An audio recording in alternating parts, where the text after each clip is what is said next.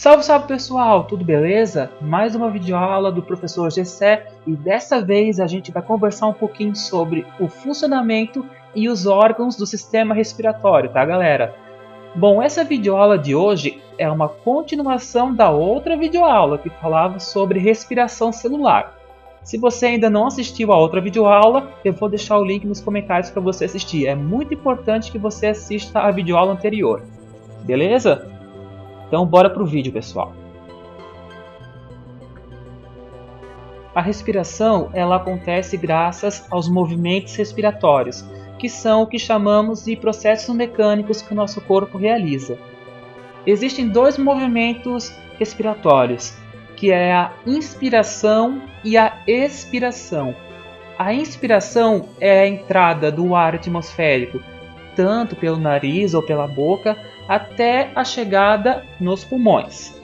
E a expiração é o processo inverso, é a saída do ar pelos pulmões até chegar na boca ou na narina, depende por onde vai sair o ar. O ar ele passa por diversos órgãos até chegar aos nossos pulmões e quando sai também.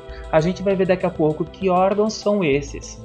E também a gente vai ver por que é importante a gente inspirar sempre pelo nariz, em vez de inspirar pela boca. Aqui, pessoal, nós temos uma lista dos órgãos que fazem parte do sistema respiratório.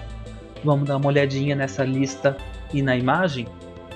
Começamos aqui pelo nariz. E dentro do nariz nós encontramos as cavidades nasais. Logo eu vou falar um pouquinho mais sobre elas para vocês.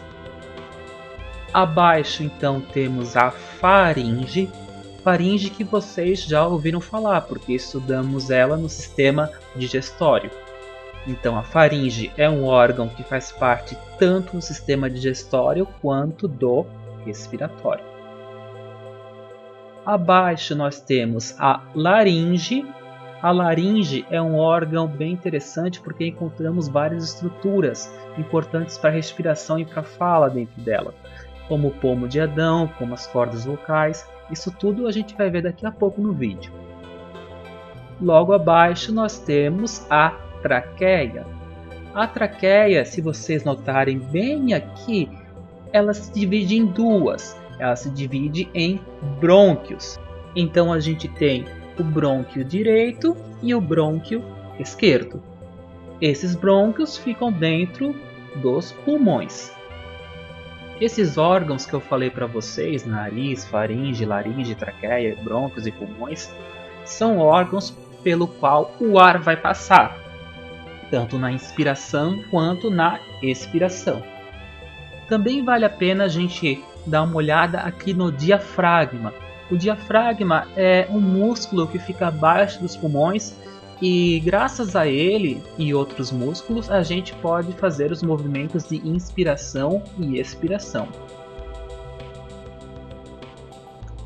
Vamos falar um pouco agora sobre o nariz. Então, o nariz é o nosso órgão relacionado ao olfato. Graças a sensores nervosos que temos dentro dele, nós conseguimos sentir o cheiro das coisas. Também o nariz é a principal via de entrada e de saída de ar, certo?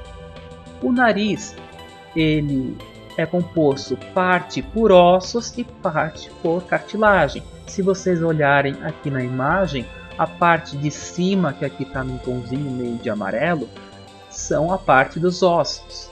Logo abaixo temos a parte da cartilagem. Cartilagem, pessoal, é uma estrutura semelhante um pouco aos ossos, porém as cartilagens são mais flexíveis, ou seja, dá para mexer mais, porém não são tão resistentes quanto os ossos.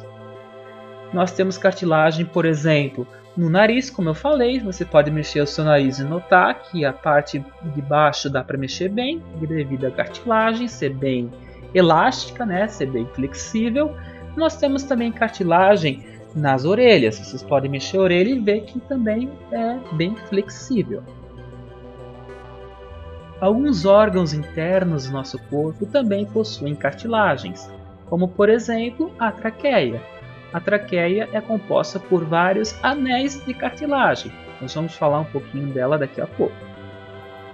Por fora do nariz, nós encontramos as narinas, que são aqueles 2 buracos por onde há a entrada e saída de ar. Por dentro dele, nós encontramos as tais das cavidades nasais. Vamos ver o que seriam essas cavidades nasais. Então, como eu falei, elas estão pelo lado de dentro, elas revestem o nariz, certo? E possuímos 2 cavidades nasais, a cavidade nasal esquerda, que está ligada à narina esquerda, e a cavidade nasal direita, que está ligada à narina direita. Essas 2 cavidades nasais, elas são separadas por o que a gente chama de septo nasal, que é aquela coisinha que fica no meio do nariz, que divide os 2 lados, aquilo ali se chama septo nasal.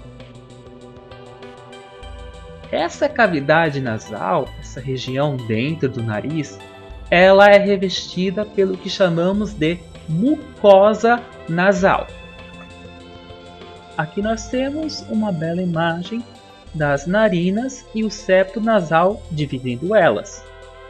Todo mundo já deve ter notado que dentro do nariz nós encontramos pelos. E também um tipo de um líquidozinho meio viscoso, meio nojento que sentimos quando colocamos o dedo. Eita, que nojo! Vocês sabiam que esses pelos e esse líquido viscoso são muito importantes para a nossa respiração? O líquidozinho meio nojento, meio viscoso que eu falei para vocês é chamado de muco. E esse muco é produzido pela própria mucosa nasal. Juntamente com os pelos, o muco tem a função de filtrar o ar, ou seja, impedir que entre micro-organismos e poeiras para dentro do nosso corpo, aquecer o ar e umidificar o ar para que esse ar chegue bem limpo, em boas condições para o nosso pulmão, umedecido, filtrado e aquecido. Por isso é importante inspirar sempre pelo nariz. Porque quando o ar passa pelo nariz, ele está passando pelo muco, ele está passando pelos pelos, onde ele sofre todo esse processo de limpeza, de umidificação e de aquecimento, para que ele chegue bem limpo aos pulmões. Quando a gente inspira pela boca, não acontece esse processo todo de limpeza, de umidificação e de aquecimento. O ar geralmente chega mais sujo, não na temperatura correta nos pulmões. É claro, inspirando pela boca a gente consegue obter mais ar, só que pelo nariz a inspiração é melhor, é mais saudável. E aí pessoal, conseguiram entender o conteúdo até aqui? Se surgir alguma dúvida, pode deixar nos comentários que eu respondo. Eu estou pensando até no próximo vídeo fazer uma sessão só de responder dúvidas de vocês. Outra coisa também, se vocês estão achando o vídeo bacana, se as videoaulas estão ajudando vocês a entender o conteúdo, por favor deixe um like, por favor deixe um comentário com a sua opinião sobre esse novo formato de aula, beleza? Vamos continuar aqui. O próximo órgão é a faringe. Como eu falei para vocês, a faringe também é um órgão que está ligado ao sistema digestório. No caso do sistema digestório, o alimento passa pela faringe para chegar ao esôfago. Na parte respiratória, a faringe está ligado às cavidades nasais, na sua parte de cima, e na sua parte de baixo está ligado à laringe.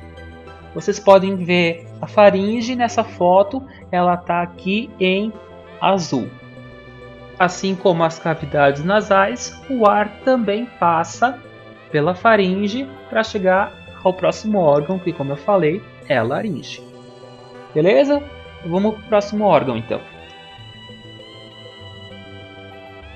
A laringe é um órgão em formato de tubo que a gente encontra no interior do pescoço, pelo lado de dentro do pescoço. É composta por cartilagens, que eu já falei anteriormente o que são no vídeo.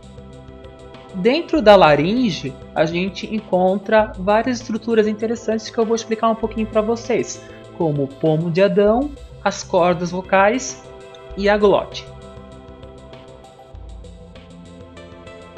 O pomo de Adão também é conhecido popularmente como gogó e cientificamente também como cartilagem tireoide. O pomo de Adão é aquela bolinha, aquela saliênciazinha que a gente encontra no pescoço, principalmente dos homens. Mas vocês sabiam que as mulheres também possuem pomo de Adão? Sabia não? O pomo de Adão nas mulheres é menor e menos desenvolvido, porque o tamanho dele está ligado diretamente à produção da testosterona, que é um hormônio produzido pelo nosso corpo. Os homens produzem bastante testosterona, por isso o pomo de Adão cresce e fica bem visível. As mulheres, como produzem menos, o pomo de Adão se mostra menor, mais discreto. Ainda na laringe encontramos as cordas vocais, que na imagem vocês podem ver ali dentro do círculozinho azul. As cordas vocais também são chamadas de pregas vocais, e nós possuímos duas. Como é que elas funcionam? Quando a gente expira, quando o ar sai, essas pregas vocais, essas cordas vocais, elas vibram, elas se mexem, produzindo os sons. Inclusive, esse processo em que as cordas vocais vibram para produzir o som é chamado de fonação. Vou colocar um pedacinho de um vídeo explicando, mostrando um exame, uma laringoscopia, onde dá para ver certinho o funcionamento, a vibração das cordas vocais.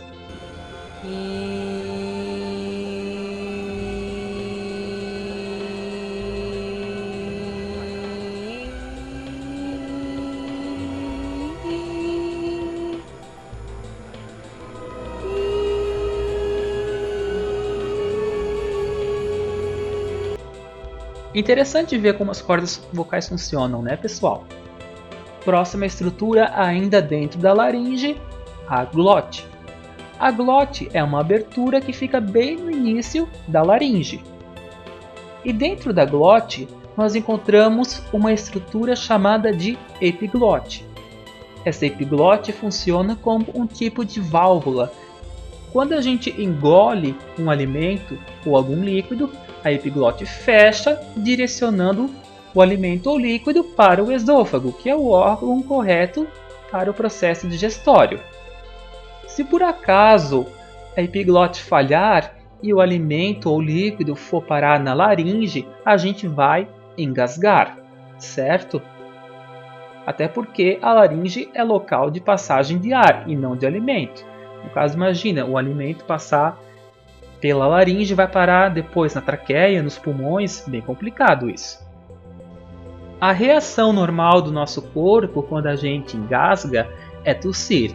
Por quê? Porque o ar, quando a gente tosse, vai tentar empurrar aquele líquido, aquele alimento, para fora da laringe. Certo? Vamos para o último órgão do vídeo de hoje. A traqueia. A traqueia, como vocês podem ver na imagem, ela se encontra abaixo da laringe. A traqueia tem formato de tubo e é composta por 15 a 20 anéis de cartilagem. Esse número varia conforme fisionomia e estrutura das pessoas. Notem que no final da traqueia há uma divisão, há uma bifurcação, onde cada lado vai dar origem a um brônquio. Esses brônquios nós vamos estudar na próxima aula, juntamente com os pulmões, a pleura, o funcionamento do diafragma, dentre outros órgãos e estruturas do sistema respiratório. É isso aí, meus queridos e queridas. Chegamos ao final de mais uma videoaula. E aí, gostaram do conteúdo? Aprenderam bastante coisa com o vídeo? Deixa um like, deixa um comentário dizendo o que achou do vídeo, se tem alguma dúvida, que o professor vai responder. Beleza? Obrigado a todos. Falou!